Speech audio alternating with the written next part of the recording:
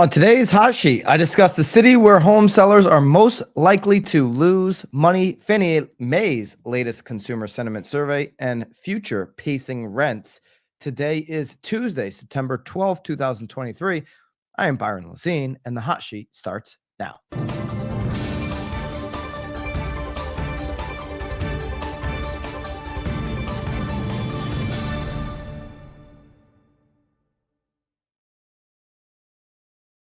We are officially 1 week from the VIP experience for BAM Camp. Of course, BAM Camp is next Wednesday, September the 20th.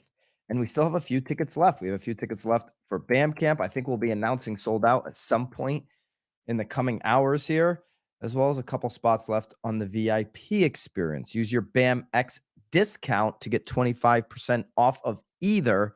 If you're not a BAM X member yet, what are you doing? Use the link below and the code HOT to get 10% off of your subscription. I also have another offer for you. If you're on the West Coast and you want to do an event here to get ready for 2024, I've got an offer on a West Coast event with Follow Up Boss that you don't want to miss. I'll mention that a little bit later. But first, we've got to talk about a city in America where if you sell, you can take a significant loss. It's San Francisco. It's selling at a loss. San Francisco real estate market has experienced a significant downturn right now, with home sellers being 4 times more likely to take a loss compared to the national average. So, is this just San Francisco? Is this just what they're dealing with? Or is this a precursor of things to come for the rest of the country? We've seen this in the past where something happens on a trend will start on the West Coast. Okay. And then it will start to move throughout the country. It'll move south, it'll move to the Midwest, it'll move to the Northeast. So I ask you, is this just San Francisco and what they're dealing with as a city, or is this going to spread throughout the country? The typical home, San Francisco seller who takes a loss sells their home, get this, for $100,000 less than they bought it for. Okay, so we've got some data on this and how this compares to the rest of the country right now. Of course, you can get all of these slides in the daily download section on BAMX. If you're a BAMX member, 12% of San Francisco homes are selling at a loss. Okay, so that's compared with 3% nationwide. Shares of homes that sold for less than the seller paid. This is rolling 3-month period. So you see the dramatic spike for San Francisco, while the U.S. just continues to trend down. Okay, even as of late, you see the trend going down for the U.S. Just 3% nationwide for homes that sold for less than what the seller paid. 12.3%. That's a sharp increase, and it's not insignificant.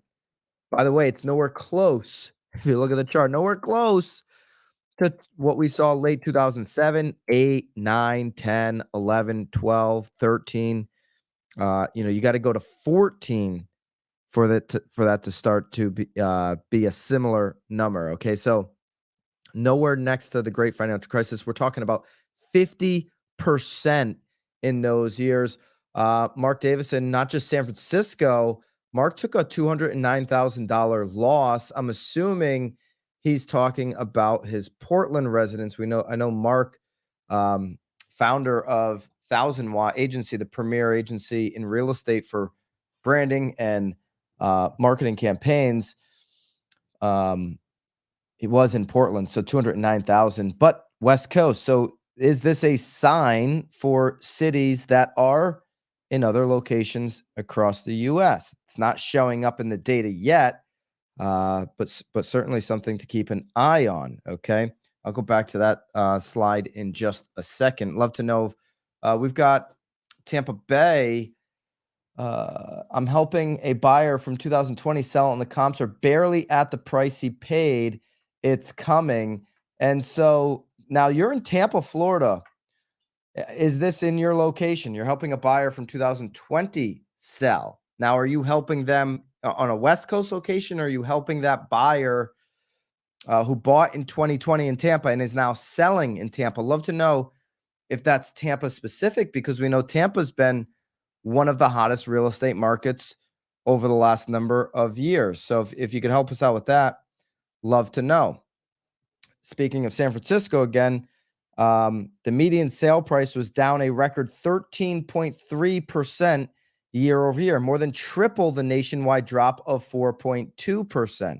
As of July, it was just down 4.3% year over year, to 1.4 million. That compared with a national gain of 1.6%. This is Redfin data. And now I've got some other populous U.S. metros, how they compare with what we're talking about here with San Francisco. Okay, so let me just go to this data point here, metro level summary, 50 most populous U.S. metros. Okay, Anaheim, the share of homes sold at a loss in Anaheim, less than the national average, 1.8. So remember, the national average is 3. San Francisco was over 12. Atlanta, under the national average. Austin, right at the national average at 3%. Baltimore, Maryland, 4.3. If I recategorize this, we'll go down to the lowest share of homes sold at a loss. You've got San Diego, Boston, Kansas City, Providence, Fort Lauderdale, Fort Worth, Texas, Indianapolis, Dallas, Anaheim, Denver, Columbus, West Palm, all under 2%. Miami and San Antonio right at 2%. San Francisco leading the pack at 12.3. But what are some of these other big numbers here for cities with a share of homes selling a loss? Detroit at 6.9. Remember, we made the comparison some hot sheets ago. Is San Francisco America's next Detroit? Detroit, number 2 at 6.9. Chicago at 6.5. New York at 5.9. Cleveland at 5.8. Baltimore, 4.3. Phoenix, 4.3. St. Louis, 4.3. Philadelphia, 4.2% of homes, share of homes selling at a loss. Vegas at 3.7. Vegas has seemed to stabilize here as of late. Oakland at 3.5%, and DC at 3.5%. Everybody else is kind of between that 2 and 3.5 range. Of course, the national U.S. average, as mentioned, was 3%. Mark, I'm sorry, because Portland, you were part of the 3% that sold at a loss. Portland, Oregon, 3% of homes sell at a loss. Sorry to hear that, obviously, for your situation. All right. Now, another thing that we want to keep in mind, we've got the Tampa comment back. No, strictly Tampa Metro, single family residential new construction purchased at $399, below the U.S. median price point right now. And comps are at 4 to 405. So this seller is selling at a loss due to the cost of the transaction. Florida, you're going to pay for your stamps, I think they call it. You're obviously going to pay a realtor. You're going to have some fees there, and that's the loss that we're talking about there in Tampa. So no gain to get out of that Tampa Bay purchase from 2000. I think it was 2020. So that is unlike most areas where 2020 of a plus 40% gain. Mark referencing it was more about him getting out of the city that he was in, and that can be the situation that we're looking at in San Francisco here, right? It doesn't mean it's going to be something that spreads across the country. Okay, San Francisco has similar issues going on in that city, and so that would make, and it's also a very, very much inflated price point. Now, if we're going to start to see, the Tampa one is eye-opening. The Tampa one is definitely eye-opening. Somebody could potentially get a deal there paying 2020 prices on a 3-year-old property. This is the winter. We had that call on Friday on the hot sheet from the 1985, however many years that is. Yeah, almost 35, 38 years agent in Utah, where he said, I've got my daughter buying right now. He's buying more real estate right now. This winter could be that opportunity where you see some of these issues going on with prices and sellers, the sellers that are on the market, not experiencing what they saw in the spring market. Quarter 4, quarter 1 is going to be different than what we saw late quarter 1 of this year, quarter 2, early quarter three. It's going to be a different market. Getting out and educating your buyers that, hey, there could be a real opportunity for you. Remember, Zillow predicts in the next 10 months, home prices go up 6%. I think they go down before they go up. What does that mean? The next 3-4 months, the agents that are aggressively having conversations that are educational to their buyers, they could be seen as a superhero. Hey, we're going to come in and we're going to get a deal. Stick with me here the next 3-4 months. Let's go get you the best deal in the market because it's available. Another interesting chart that I saw here this morning, and I just want to share with you kind of on this mindset of like, okay, West Coast typically, sometimes, not typically, but sometimes a leading indicator for what's to come. You always want to watch California, especially on unemployment numbers. So I just want to share this really quick because we've been talking a lot. We've got CPI data tomorrow. We talked about Janet Yellen's comments yesterday, talking about potentially a soft landing. We get a soft landing, if we don't hit a massive recession. California unemployment popped recently to 4.6%. The US is at 3.8%. So the gap is opening here. And typically when this gap opens, it closes because the US catches up to Cali. Okay.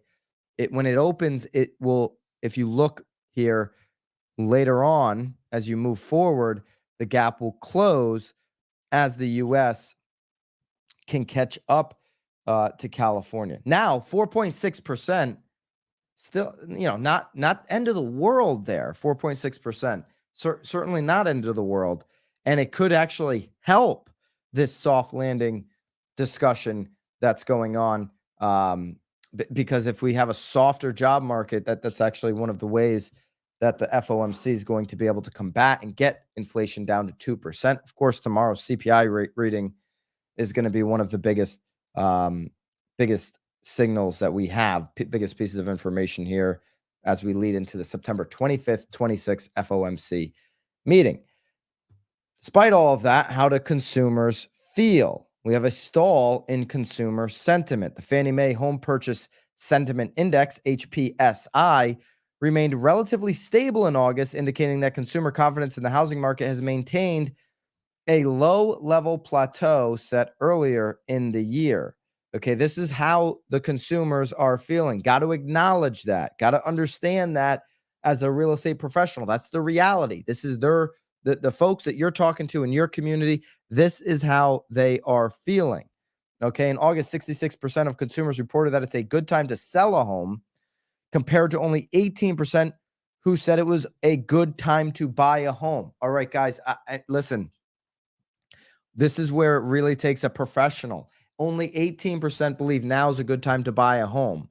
And what I'm saying, what the real estate agent in Utah on Friday, when on our call-in hot sheet show said, is that the next 4 months might be the best opportunity in the next 2 years to buy a home. Yet only 18% of people believe that. Here's the housing sentiment chart. It's very low in comparison to, almost at a low mark for the last 5 years for housing sentiment. We're basically even with February, March of 2020 when nobody knew what the heck was going on. These are real feelings. This is how the buyer is feeling. But with the market being unstable, with the interest rates being high, if it's a buyer that can go and afford to put a mortgage on a property, they might actually capitalize on a better deal. Okay, when rates come down to 6%, you will actually see more buyers come into the market, creating a much harder situation for those buyers who have still yet to purchase, more competition. That's why Zillow believes prices go up over the next 10 months, 6%. So the expectation from consumers on mortgage rates, despite a significant rise in mortgage rates over the past few years, only 18% expect mortgage rates to decrease in the next 12 months. So most do not believe they're going to get this decrease that Mortgage Banker Association is projecting, that it could come down to 6 to start next year. This suggests that consumers anticipate the trend of rising rates to persist. Okay, I would agree with them on that, by the way. I know Mortgage Banker Association and others did say that we could start the year at 6%. I don't see that happen. In fact, I actually see, a potential for more volatility in the upward direction. Year over year improvement, the overall HPSI has increased by 4.9 points compared to the previous year, indicating a slightly more positive sentiment compared to the same period in the previous year. Factors that are influencing consumer sentiment: rising mortgage rates, of course, affordability concerns. It's the most unaffordable market in 40 years. So that, of course, is going to have a significant impact on the feeling for for buyers and consumers in this market. One of the opportunities that buyers do have is that rents are going to become more lucrative for them. So that's one of the things as you're educating somebody, if they've got a 2-3 year window, I might be talking about going out and renting. Single family rent growth is holding steady at 6.5% year over year, but the growth has declined significantly from what we saw in 2021 and 2022, quarter four of 2022. This is a really good sign for what we're going to be looking at into the future on the CPI as we certainly take out owner's equivalent rent. Single family growth is holding steady. Both single family rents and single family rent expenses have grown 6.5% in the last year. When combined with rising interest rates, John Burns from John Burns Consulting, he says that buying deals for single family rents have fallen by at least 50%. It's not as lucrative right now to go out and buy a single family. So it's fallen by as much as 50%. So those that are thinking, I'm going to go buy a single family house and just rent it, do the numbers make sense if you're putting debt on the property? You've got to know that number inside and out as an agent. Landlords right now are charging near record rents, but they're starting to offer concessions. And I would argue that these near record rents are going to start to come down over the next fourth quarter and over the next year in 2024. The median asking rent in August was $2,052, just $2 below the record high set a year earlier. Instead of taking the haircut on rent, some landlords are throwing in one-time concessions. Been saying that for quite a while. This is going to continue to attract renters. Why? Because vacancies are rising. The median U.S. asking rent in August was $2,052, $2 below record high set a year earlier. That's up slightly, 0.7% from a month earlier when typical asking rent was $2,038. So you see August median rent is on par with the record high. Over time, rents always go up. Okay, over time, over the long haul, owning rental real estate is good. But if you look at the second part of the chart, year over year, you have seen rent growth dramatically decline. And we've been saying that since March, that this is going to happen. Not only is it going to happen, it is happening. Okay. One of the big things that we've been calling for to happen is about to hit the market. Okay. I'll actually go find let me go find the CNBC headline. I have it here.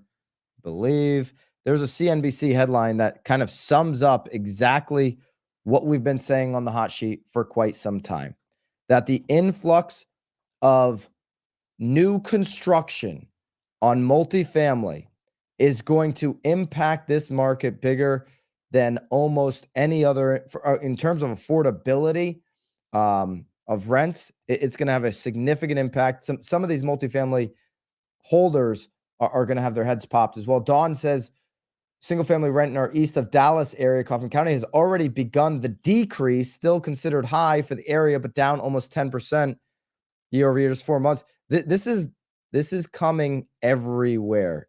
Definitely Nashville, definitely Tampa, where we saw somebody trying to sell right now in Tampa. Definitely coming there. I know who did this tweet. Parsons, the rental king here on Twitter. Here we go. Jay Parsons, the rental housing economist, put out the CNBC headline. Here it is. Lots of demand for apartments right now, but even more supply of newly built units, and that imbalance will likely persist until 2025. Apartment rents are on the verge of declining due to a massive new supply. We know that this is the case in Nashville. We know it's the case in Tampa and a lot of other areas in the country. We've shown that data here consistently. That will be one of the best things for inflation. We get a CPI read tomorrow. And right now, the stories coming out are that it should be pretty good. I mean, that's the indication that I got from Janet Yellen. We're not getting much of an indication here on how investors feel with the 10-year being just basically flat at 4.292. That's where we've been sitting. I saw a tweet recently, an X/tweet. Dow's down, S&P's down, Nasdaq's down today, by the way. So investors are not down much though. So investors are just kind of wait and see mode, see what happens tomorrow. But I saw somebody say they're not buying the 10-year until it gets up over 5 because they believe that's where it's heading. If that's where it's heading, by the way, we're going to be up over 8% on the 30-year fixed. Yesterday we ended the day at 7.3, up from where we closed out the day on Friday. We'll continue to watch that. If you're not going to be joining us with one of our last few tickets at BAM Camp next week in Naples, Florida, the Tuesday has the VIP experience, and then Wednesday, September 20th, is the full day event. We've got a few tickets left. BAMX members get 25% off, so jump into that. But if you're on the West Coast, you're not going to do any East Coast travel here to end out the year, but you do want to get yourself set up for 2024, join FubCon in LA, September 25th to the 28th. FubCon is going to be a 3-day experience with 35 plus speakers, zero filler, 3 action-packed days. You can use the code BAM_VIP30. It's down below, BAM_VIP30. You get 30% off your first ticket. Each additional ticket is a 55% off. So FubCon 2023, 6 keynotes, 5 hands-on breakouts, 35 plus speakers. Just a ridiculous event. If you're in the LA area, that's going to be September 25th through the 28th. All right. Tomorrow we've got the CPI reading. So big day on what's happening there. I hope everybody has an incredible Tuesday. Get after it. We'll see you back here tomorrow on the hot sheet. Till then, toodaloo.